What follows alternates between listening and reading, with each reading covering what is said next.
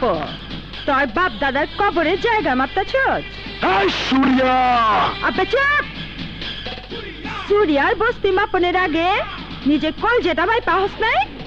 তরে ঘর দাওনে লাইগা কয় গজ জমিন লাগবো? কয় গজ? এই সূর্যা, এখানে গড় উঠলে উঠবে তোর, এই রাজা তারাসের উঠবে দালান। এই জায়গা আমি লিজ নিয়েছি।